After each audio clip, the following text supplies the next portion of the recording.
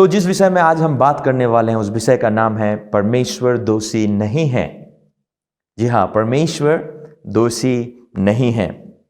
लगभग हर एक विश्वासी लोग जो प्रभु यीशु मसीह के पीछे चलते हैं वे अपने शब्दों से ये कहते हैं कि परमेश्वर दोषी नहीं है, मगर जब आप उनके जीवन शैली को देखेंगे तो ऐसा प्रतीत होता है मानो वो विश्वास करते हो कि परमेश्वर ही दोषी है। हम अक्सर परमेश्वर को एक ऐसे पिता के रूप में देखते हैं जो पिता हमें दंड देकर सिखाना चाहता। अब ऐसी विचारधाराएं हमारे शारीरिक पिता के लिए तो सही है, परंतु हमारे स्वर्गीय पिता के लिए यह विचारधारा बिल्कुल बिल्कुल बिल्कुल गलत है। मेरे प्रियो, याद रखें, परमेश्वर किसी को भी दंड या बीमारी या बुरी चीजें देकर नहीं सिखाता, क्योंकि हमारा परमेश्वर एक भला परमेश्वर है। आपके जीवन की बुरी घटनाएं हो, चाहे आपकी शारीरिक बीमारियां हो या फिर आपके प्रियजनों की मृत्यु, ये परमेश्वर की ओर से बिल्कुल भी नहीं है। अब शायद जब आप इसे सुनते हो तो आपको शायद ये लगता हो कि अगर ये परमेश्वर की ओर से नहीं है तो मेरे जीवन में ये बीमारियां, ये तकलीफ, ये गरीबी, आर्थिक तंगी, ये पारिवारिक कलेश क्या कर रही हैं। और हो सकता है कि शायद आप इसी उलझन में उलझे हुए हो और आप सोच रहे हो कि यही मेरा नसीब है, यही मेरा जीवन है, जिस जीवन को अब मुझे जीना है। लेकिन परमेश्वर का वचन इससे विपरीत हमें कुछ बताता है। परमेश्वर का वचन परमेश्वर के चरित्र के विषय में बताता है जो धार्मिक विचारधाराओं से बिल्कुल अलग है। वो एक ऐसे पिता का रूप हमारे आगे पेश करता है जो कि भला है, जो कि अच्छा है, जो कि सुंदर है, जिसको हंसने में विश्वास है। हमने एक ऐसे परमेश्वर का रूप देखा है धार्मिक लोगों के द्वारा। हमने एक ऐसे परमेश्वर का रूप हमारे आगे पेश किया गया है धार्मिक लोगों के द्वारा, जिसमें हमारा परमेश्वर दंड देने के लिए मानो हमेशा तत्पर है। लेकिन जब आप परमेश्वर के वचन को पढ़ते हैं मेरे प्रियो, परमेश्वर का वचन आपको उससे बिल्कुल विपरीत एक चरित्र पेश करता है। एक ऐसा चरित्र जो मां से बढ़कर आपको प्यार करता हो, एक ऐसा चरित्र जो आपको पिता होने के बावजूद गोद में लिए चलता हूं। और आज हम उसी विषय को देखने वाले हैं। अक्सर हमारे दिमाग में परमेश्वर के प्रति जो चित्र पेश किया गया वो ये है कि परमेश्वर आपको बुरी बातों से सिखाता है। लेकिन आज हम परमेश्वर के वचन के द्वारा देखेंगे कि हमारा परमेश्वर कितना भला है। याद रखें, हो सकता है कि आप अपने प्रियजनों को इन्हीं दिनों में खोया होगा। हो सकता है कि आप किसी बीमारी को लेकर अपने जीवन में चल रहे होंगे। हो सकता है कि आप किसी दुर्घटनाओं का शिकार हुए होंगे। हो सकता है कि आप इस समय भी आर्थिक तंगी से गुजर रहे होंगे। हो सकता है कि लॉकडाउन के कारण और दूसरे बीमारियों के कारण आप तंगी और मुसीबत से होकर जा रहे होंगे। हो सकता है कि आप अपने भविष्य के लिए चिंतित हो सकता है कि आपका रिश्ता परिवार से टूट चुका और आप सोच रहे हो कि यही आपका जीवन है। मेरे प्रियो, मैं आपके लिए एक खुशखबरी लेकर आया हूं और मैं बताना चाहता हूं कि यह आपका जीवन नहीं है। तंगी, मुसीबत, बीमारी, मृत्यु, दुर्घटना आपका जीवन नहीं है। परमेश्वर ने आपके लिए इससे बेहतर चीजें रखी हैं और यही जानने के लिए आज मैं आपके सामने उपस्थित हूं और आप मेरे सामने उपस्थित हैं इस प्रोग्राम में, यही जानने के लिए और यही देखने के लिए कि क्या ये आपका जीवन है। बिल्कुल भी नहीं, बिल्कुल भी नहीं। परमेश्वर आपको एक ऐसे रास्ते पे लेकर जाना चाहता है जहां पर भरपूरी है, जहां पर शांति है, जहां पर मेल मिलाप है। और इस प्रोग्राम में आप वही देखने वाले हैं। मैं बता रहा था कि किस प्रकार से हम लोग ऐसा सोचते हैं कि जब हम आर्थिक तंगी से होकर गुजर रहे हैं तो परमेश्वर ने ही कुछ हमें सिखाने के लिए किया होगा। जब हम शारीरिक तकलीफ से होकर जा रहे हों या बीमारी से होकर जा रहे हों तो परमेश्वर ही मुझे सिखा रहा होगा।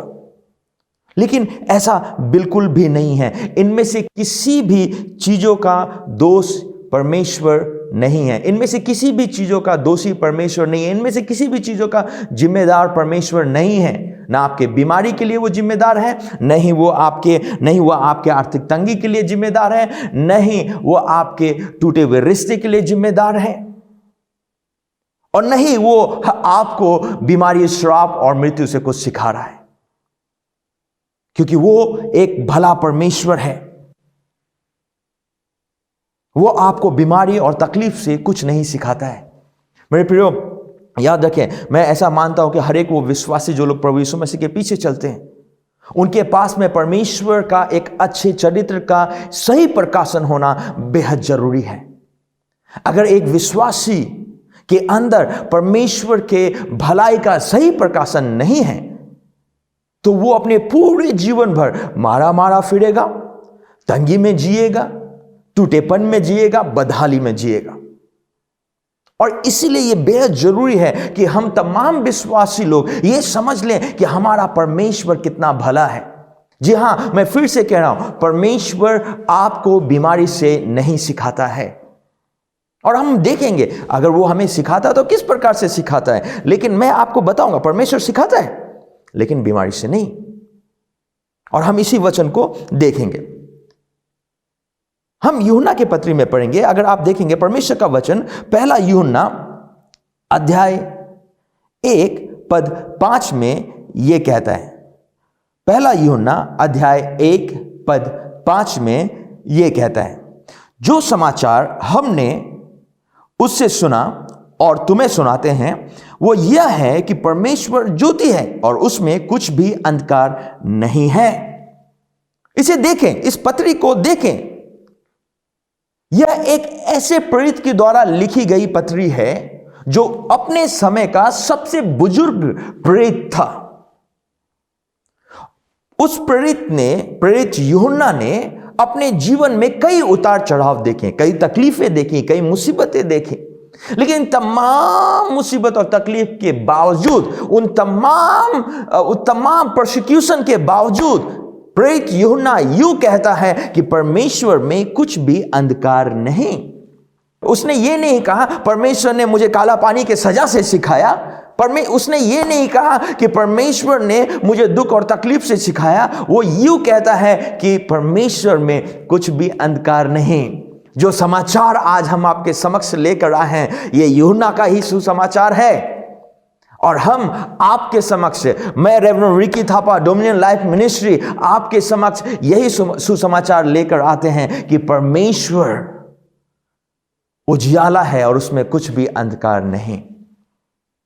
अब आप इस बात को समझें कि अंधकार और उसकी चीजें क्या है। अंधकार और उसकी चीजें क्या है? अंधकार मृत्यु की उपस्थिति है। मैं फिर से कह रहा हूं, अंधकार मृत्यु की उपस्थिति है। अंधकार मृत्यु की उपस्थिति है।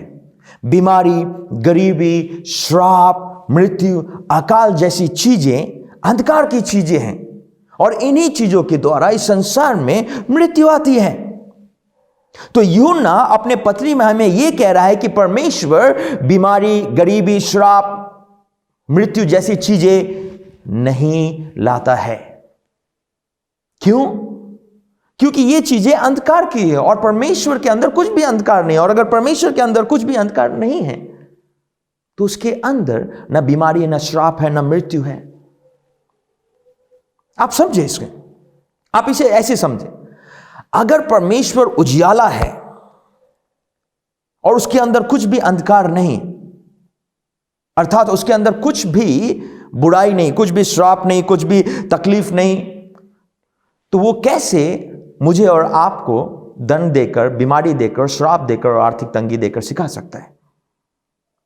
आप खुद सोचें, उसके अंदर कैसे चीजें नहीं होने के बावजूद हमें वो सब चीजें दे सकता है? बिल्कुल भी नहीं। चर्च, आपके प्रियजनों की मृत्यु, आपकी शारीरिक बीमारियां, आपकी आर्थिक तंगी परमेश्वर की ओर से नहीं है, क्योंकि ये चीजें अंधकार की हैं और परमेश्वर में कुछ भी अंधकार नहीं है। मैं फिर से कह रहा हूं, हो सकता है कि आप इन परिस्थितियों से होकर गुजर रहे हो, लेकिन ये समझे ये चीजें परमेश्वर की ओर से बिल्कुल भी नहीं है। यहां तक कि याकूब 1:17 भी हमें यह कहता है, इसे ध्यान से सुने। याकूब 1:17, हर एक अच्छा वरदान और हर उत्तम दान ऊपर ही से है और ज्योतियों के पिता की ओर से मिलता है, जिसमें न तो कोई परिवर्तन हो सकता है और न अदल बदल के कारण उस पर छाया पड़ती है। तो अगर परमेश्वर की ओर से कुछ आएगी तो वो केवल अच्छी वस्तुएं आएंगी। उसकी ओर से दुर्घटनाएं नहीं आती हैं, उनकी ओर से बीमारियां नहीं आती हैं, उसकी ओर से तकलीफें और दुष्ट आत्माएं नहीं आती हैं। मेरे प्रियो, याद रखें, याकूब कहता है हर एक अच्छा वरदान और उत्तम दान ऊपर ही से मिलती है। आप अपने जीवन में जो भी भली वस्तुएं प्राप्त करते हैं वो केवल और केवल परमेश्वर की ओर से प्राप्त करते हैं, क्योंकि परमेश्वर भला है। अगर वो आपको छुएगा तो आपको दान और वरदान और उत्तम चीजें मिलेंगी, ना कि बीमारियां। सो ये कहना कि परमेश्वर हमें बीमारी से सिखा रहा है शायद उचित नहीं है। ये कहना कि मैं अय्यूब के समान बीमारी सह रहा हूं, शायद ये उचित नहीं है, और हम बाद में अय्यूब के विषय में भी देखेंगे। लेकिन ये कहना कि हम बीमारियों से सीखते हैं और तकलीफों में रहकर परमेश्वर के वचन में मजबूत होते हैं, ऐसी बात नहीं है। पूरी बाइबल हमें बताती है कि हमारा चरित्र का निर्माण कैसे होता है, दुख और तकलीफ से नहीं। क्योंकि वही दुख और तकलीफ जिसकी चर्चा आप करते हैं, मैं करता हूं कि और अधिकतर विश्वासी लोग करते हैं, जिसके द्वारा हम मजबूत बन रहे हैं, उसी दुख और तकलीफ के द्वारा बहुत सारे लोग गलत रास्ते में जा रहे हैं। सो ये कहना कि दुख और तकलीफ चरित्र का निर्माण करती हैं, गलत होगी, बिल्कुल गलत होगी। याद रखें, अगर परमेश्वर के पास से कुछ आएगी तो वो हमेशा अच्छी चीजें रहेंगी। आपका डायबिटीज परमेश्वर की ओर से नहीं है, दुष्ट आत्मा की बीमारियां परमेश्वर की ओर से नहीं है, श्राप परमेश्वर की ओर से नहीं है, और आप उनसे कुछ भी नहीं सीख सकते हैं। परमेश्वर की ओर से अगर जब आएगी तो स्वस्थता आएगी, परमेश्वर की ओर से आएगी तो आपके लिए भरपूरी आएगी, परमेश्वर की ओर से अगर कुछ आएगी तो आपके लिए उत्तमता आएगी। चर्च, परमेश्वर अपने लोगों को सिखाता है और उसके सिखाने का कुछ तरीका है। वो अपने लोगों को अपने वचन और आत्मा के द्वारा सिखाता है, बीमारी और मृत्यु के द्वारा नहीं। मैं फिर से कह रहा हूं, परमेश्वर अपने लोगों को वचन के द्वारा सिखाता है, अपने आत्मा के द्वारा सिखाता है, बीमारी और मृत्यु के द्वारा नहीं। देखिए इसे क्या कहता है, यूहन्ना अध्याय 14 पद 26 में क्या लिखा है, पवित्र आत्मा जिसे पिता मेरे नाम से भेजेगा वह तुम्हें सब बातें सिखाएगा, जो कुछ मैंने तुमसे कहा है वह सब तुम्हें स्मरण कराएगा। क्या आप देख पा रहे हैं कि कैसे सिखाने के लिए उसने हमें पवित्र आत्मा दी है, न कि बीमारी और मृत्यु।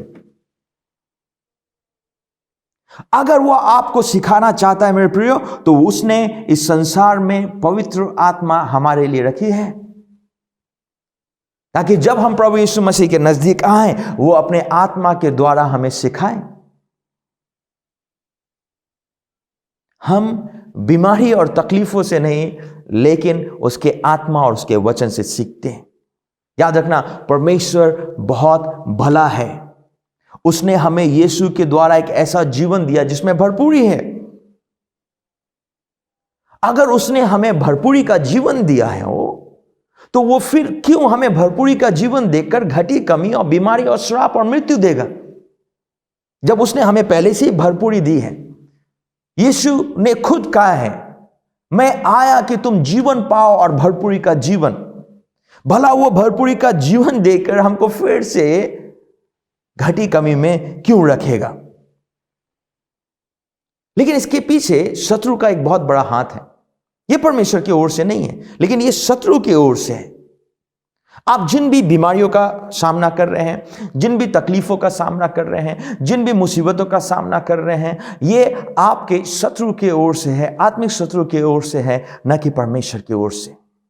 ये शत्रु की ओर से, क्योंकि वो नहीं चाहता कि आप परमेश्वर की भलाई को जाने। इसीलिए हमारे जीवन के हर एक क्षेत्र को, उसने हमारे जीवन के हर एक क्षेत्र के बुराई को इस प्रकार धार्मिकता के, स्वयं धार्मिकता के कपड़े में लपेटकर पेश किया है कि जब हम उसके बुराइयों को देखते हैं तो हमें ऐसा प्रतीत होता है कि ये परमेश्वर की योजना है और अब ये हमारा जीवन का एक हिस्सा बन चुका है, जिसके द्वारा शैतान अपने आप को हमेशा हमारे आंखों के सामने से छिपाए रखता है। क्योंकि एक बार अगर हम शैतान से छिप जाएं, एक बार शैतान अगर हमसे छिप जाए तो वो हमेशा हमेशा के लिए मानो हमारे जीवन में विजय हो जाता है। क्यों? क्योंकि अब हम परमेश्वर की योजनाओं की खोज में नहीं हैं, बल्कि उसे अपने जीवन का एक हिस्सा बनाकर हम बहुत ही संतुष्टि में अपना जीवन जी रहे हैं। हम शैतान के पीछे नहीं पड़कर परमेश्वर के पीछे पड़ जाते हैं और परमेश्वर का दिया हुआ नसीब मानकर अपने जीवन को जीने लगते हैं और हर एक दिन मानो तिल तिल कर कर हम मर रहे होते हैं। शैतान यही चाहता है कि वो अपने आप को आपसे छुपाए रखे, क्योंकि जितनी बार वो अपने आप को आपसे छुपाए रखेगा उतने ही दिन तक और उतने ही बार तक वो अपनी योजनाएं आपके जीवन में पूरी करता रहेगा। याद रखें, जब हम अपने जीवन की बुराई के लिए परमेश्वर को धार्मिक तरीके से दोषी ठहराने लगते हैं तो हम शैतान से लड़ना छोड़कर इन बातों को अपना नसीब समझकर बैठ जाते हैं और आगे बढ़ने के बजाय हम एक जगह पर सालों साल बैठे रहते हैं। आज हम में से बहुत सारे लोगों का यही हाल है। हम में से आज बहुत सारे लोग इसी स्थिति में जी रहे हैं, जिसके कारण परमेश्वर की वो योजना, वो भरपूरी की योजना केवल घटी और कमी सी हमें जान पड़ती है। हम कभी भी, हम में से अधिकतर विश्वासी लोग उस भरपूरी, परमेश्वर की जो योजना है हमारे जीवन में भरपूरी के प्रति, हम कभी भी नहीं पहुंच पाते। हम कभी भी उसको हम देख नहीं पाते। याद रखें, अगर आप बीमार हैं इस शाम, परमेश्वर आपको छूकर चंगाई देना चाहता है। अगर आप अशांति में हैं तो परमेश्वर आपको हमेशा हमेशा के लिए एक ऐसी शांति देना चाहता है ताकि आप शांति की तलाश में दूसरे चीजों में ना भटके। और अगर आपको मार्ग नहीं पता है कि किस मार्ग में जाना चाहिए, तो परमेश्वर एक ऐसा मार्ग आपको दिखाना चाहता है कि जिस मार्ग में चलकर आप कभी भी फिर से ईश्वर को नहीं खोजेंगे, क्योंकि आपको एक सृष्टिकर्ता मिल जाएगा। अगर आप आर्थिक तंगी में जी रहे हैं तो वो आपको एक ऐसी योजना देगा जिस योजना में आप समझ पाएंगे कि आपकी आर्थिक तंगी का कारण कौन सा है और आप फिर वापस उस आर्थिक तंगी में नहीं आएंगे। याद रखें, परमेश्वर चाहता है कि आप एक भरपूरी का जीवन जिए। परमेश्वर आपको भरपूर करना चाहता है। वो चाहता है कि आप एक विजयी जीवन जिए, लेकिन ये तब तक पूरी नहीं होगी जब तक आप यह नहीं समझेंगे कि जो कुछ भी आपके जीवन में हो रहा है वो परमेश्वर की ओर से नहीं बल्कि शैतान की ओर से है। याद रखना है आपको एक बात कि परमेश्वर अच्छा है और बहुत अच्छा है, और वहीं पर शैतान बुरा है और बहुत बुरा है। कभी भी परमेश्वर की ओर से बुराई नहीं आ सकती और कभी भी शैतान की ओर से अच्छाई नहीं आ सकती है। जब आप ये बातों को याद रखते हैं, आप हमेशा विजय और विजय की ओर बढ़ते रहते हैं। आप विजय से बढ़कर होते हैं।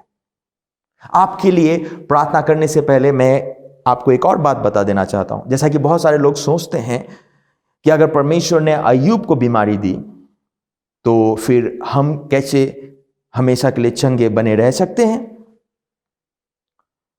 लेकिन मैं आपको बताना चाहता हूं, आपको जानकर ताज्जुब होगा कि बाइबल में कहीं पर भी ये नहीं लिखी गई है कि परमेश्वर ने अय्यूब को बीमारी दी। आए हम उस वचन को पढ़ेंगे। अय्यूब 2 उसके पद 7 से लेकर 8 पद तक हम पढ़ेंगे, तब मैं आपके लिए प्रार्थना करूंगा। तब शैतान यहोवा के सामने से निकला और अय्यूब को पांव के तलवे से सिर की चोटी तक बड़े बड़े फोड़ों से पीड़ित किया। तब अय्यूब खुजलाने के लिए एक ठिकरा लेकर राख पर बैठ गया। क्या आप देख रहे हैं? परमेश्वर का वचन साफ साफ यहां पर हमें बताता है कि किसने अय्यूब को बीमारी दी। अय्यूब को बीमारी देने वाला परमेश्वर नहीं था। क्यों? क्योंकि उसके हाथों से अगर परमेश्वर छूता तो उसके हाथों से चंगाई निकलती और अय्यूब और भी बेहतर हो जाता। और यही हुआ। एक जगह शैतान ने छुआ और अय्यूब बीमारी से भर गया। यह बताता है कि आपके जीवन की बीमारी और तकलीफ और आर्थिक संकट किसकी ओर से है। लेकिन जब पुस्तक के अंत में परमेश्वर उसे छूता है तो वो पहले से ज्यादा भरपूर हो जाता है, जो ये बताता है कि परमेश्वर अच्छा है और हर एक उत्तम वरदान उसकी ओर से आती है। इसीलिए परमेश्वर जब आपको छुए तो याद रखना आपके जीवन में भरपूरी है। तो जरा सोचें, अगर परमेश्वर पुराने नियम में होकर भी अय्यूब को बीमारी और श्राप नहीं दे सका, तो जो आज मैं और आप जीवन देने वाले नियम में जी रहे हैं, उसमें वो आपको और मुझे कैसे बीमारी दे सकता है? कैसे वो आर्थिक संकट हमें देख सकता है? कई लोग तो ये भी सोचते हैं कि मृत्यु परमेश्वर का एक वरदान है। मैं आपको बताना चाहता हूं, बाइबल हमें बताती है कि मृत्यु परमेश्वर का शत्रु है और वही शत्रु को आखिरी बार हराया जाएगा। आपके जीवन में जो भी मृत्यु है वो परमेश्वर का शत्रु है और आपकी भी शत्रु है। जब आप ये सच्चाई जान लेते हैं तो उसे हराने के लिए उसके पीछे चल पड़ते हैं, न कि उसके आगे आप अपने घुटने टेकते हैं। प्रियो, आपकी बीमारी, आपके प्रियजनों की मृत्यु, आर्थिक तंगी परमेश्वर की इच्छा नहीं बल्कि शत्रु की योजना है आपके जीवन के प्रति। चुपचाप बैठने के बजाय परमेश्वर के वचन से अपने को लैस कर लें, परमेश्वर के वचन की घोषणा करें, परमेश्वर के वचन में सक्रिय हो जाएं और उसको अपना जीवन समझकर, अपना भविष्य समझकर उसकी घोषणा तब तक करते रहें जब तक आप उस वचन को अपने जीवन में पूरा होता ना देखें। और अगर आप ऐसा करेंगे तो आप टूटे हुए नहीं लेकिन आप भरपूर ठहरेंगे। आप पूछ नहीं लेकिन सिर ठहरेंगे। आप नीचे नहीं लेकिन ऊपर रहेंगे हमेशा हमेशा के लिए। बस आपको जानना यह है कि परमेश्वर दोषी नहीं है, पर शैतान दोषी है, जिसके लिए उसको सजा मिलनी चाहिए। और जब आप इस सच्चाई को समझ लेते हैं, आप फिर परमेश्वर के आगे गिड़गिड़ाने के बजाय शैतान को उसका पूरा का पूरा सजा देते हैं। विजय जीवन जी का।